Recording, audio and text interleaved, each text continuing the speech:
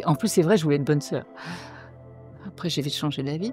Maintenant, les gens pensent que je suis médecin, donc c'est pas mal en fait. Sans faire les études, j'ai l'impression d'être médecin. Il y a une chose qui m'émerveille peut-être encore plus que toutes les autres, c'est notre cerveau.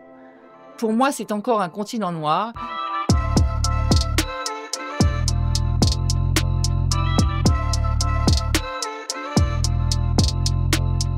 Bonjour la sinuserie. Brigitte, dans votre jeunesse, vous rêviez de devenir médecin. Est-ce que Sacha rêvait elle aussi de marcher dans vos pas ou avait-elle d'autres rêves totalement différents? C'est toi qui vas répondre pour tes rêves. Bah oui. Je ne vais pas dire que je voulais être bonne sœur parce que ça va partir sur les réseaux sociaux. Et en plus, c'est vrai, je voulais être bonne sœur. Après, j'ai vite changé d'avis. J'ai toujours rêvé en fait de m'occuper des autres, de prendre soin des autres. Moi, je rêvais pas du tout d'être médecin.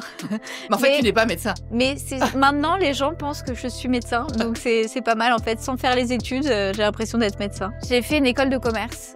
Je me suis spécialisée en entrepreneuriat et après j'ai monté des sociétés, donc vraiment rien à voir avec la médecine. Brigitte, êtes-vous médecin spécialiste et comment avez-vous débarqué dans les médias? Alors, je suis spécialiste en généralité, donc médecin généraliste. C'est le plus beau métier du monde. Comment j'ai débarqué dans les médias? En fait, c'est la rencontre avec Christine Bravo, qui à l'époque faisait une émission qui s'appelait Froufrou, qui était réservée aux femmes.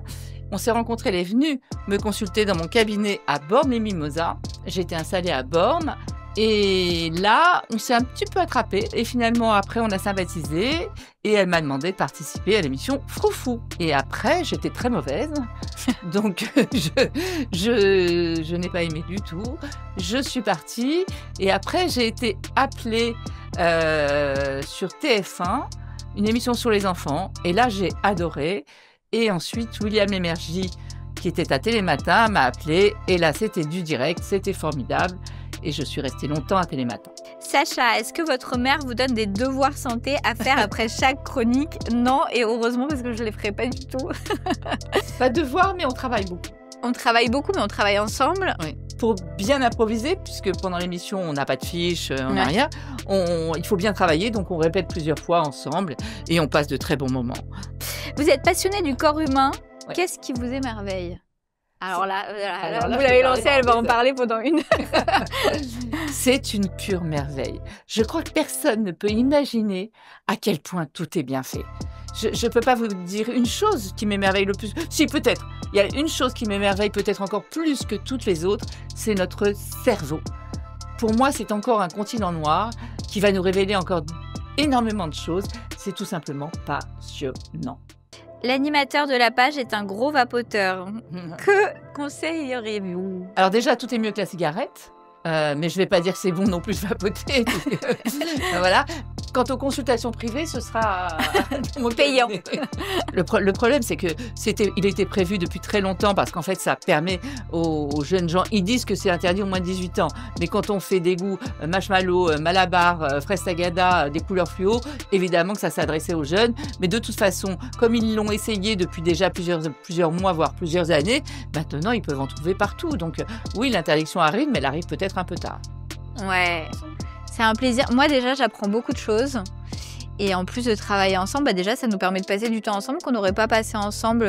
On passe du temps ensemble dans la vie perso, mais c'est pas pareil. Là, c'est un moment de la semaine qu'on est obligé en quelque sorte de passer ensemble et qui est toujours un plaisir. Et vraiment, on passe toujours des bons moments. Alors, je suis contente jusqu'à qu'elle ait dit maintenant. ça, mais c'est un pur bonheur. Et ça fait Je 6 souhaite ans, à toutes donc les mamans ouais. De pouvoir travailler avec leur fille ou avec leur fils. Ou, voilà, c'est vraiment un pur bonheur. Ouais. Et puis, je crois que nous, ça nous plaît. Mais je pense aussi que ça plaît aux gens. Le concept de la santé expliqué à ma fille, c'est quelque chose qui n'existait pas. C'est vraiment tout nouveau. Et ça permet vraiment, elle pose les bonnes questions. Parce que moi, je suis peut-être un peu dans mon monde médical. Et elle me pose toujours les bonnes questions. Puis quand je dis quelque chose, elle me dit, mais tu dis n'importe... Là, personne ne va comprendre. Elle me parle comme personne d'autre pourrait me parler. Enfin, voilà. Ouais, et puis le fait que ce soit mère et fille, ça rend le truc vraiment bienveillant où les gens qui regardent se disent « Ah, moi, je pourrais expliquer ça à mes enfants ». Donc ça crée vraiment une proximité, une facilité pour les gens, je pense. Donc c'est une super idée. Ouais. Alors, dans le travail, maman travaille tout le temps. Donc la rigueur, elle va passer 5 heures à travailler une chronique qui va durer 2 minutes. Donc c'est assez extraordinaire, elle est hyper curieuse, donc elle s'intéresse à tout. Il faut qu'elle ait vu l'ensemble du sujet pour pouvoir en parler. Après, du coup, ça lui fait perdre beaucoup de temps. Sur une chaîne d'actualité, souvent, elle est amenée à changer en dernière minute son sujet. Donc, c'est dommage parce que souvent, elle travaille pour rien. On travaille jamais pour rien dans la vie. Ses grandes qualités, c'est qu'elle elle capte vite. Après, elle est à côté de moi, donc je ne devrais pas quand même trop la flatter. Elle a une rapidité d'esprit incroyable. Elle a une mémoire aussi incroyable. Et puis, elle dit les choses. Et puis, même si parfois, elle peut faire la gueule, c'est oublié au bout de 2 minutes. Elle n'a absolument pas, c'est vrai. Ouais, c'est vrai. Et on rit. Et heureusement. On Ouais, on Elle rit aime beaucoup, rire. surtout. Ouais.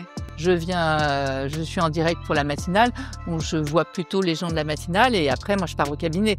Donc, je ne peux pas parler de toute la rédaction, mais j'aime... je m'entends bien avec tout le monde. C'est vrai.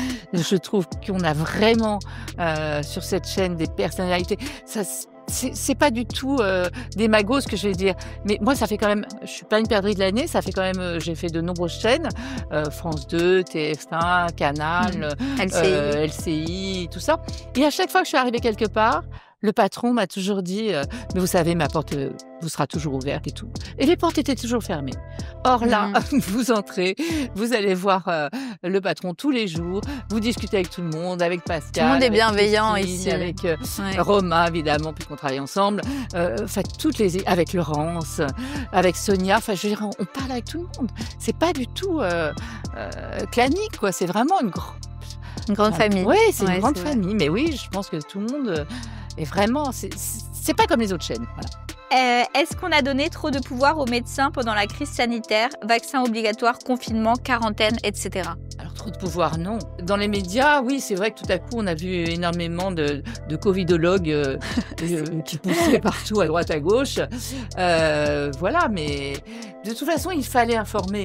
Et évidemment qu'il y a eu des bêtises de dites, des énormes conneries même, mais ça fait rien, il fallait informer. Puis n'oublions pas que c'est toujours facile a posteriori de dire si on avait su, on n'avait qu'à faire, Non, on ne savait pas. En fait, on a appris en avançant. Hein. Alors moi, je mélange pas du tout, je cloisonne. D'ailleurs, quand je suis au cabinet, quand quelqu'un me parle de CNews, d'abord, je suis très contente, mais je dis, la vraie vie, c'est ici, juste pour cadrer les choses et pour pas que ça empiète sur la consultation et que ça fausse un peu les rapports. Mais sinon, moi, je suis très contente, je le dis et je le répète, très contente et très fière de travailler sur cette chaîne, quoi que les gens en disent et en pensent. Des anecdotes, je sais pas, mais il y a toujours une réaction de « Ah oui ». Et on sait très bien ce que les gens pensent derrière, donc... Moi, pendant le Covid, j'ai été menacée de mort pratiquement toutes les nuits.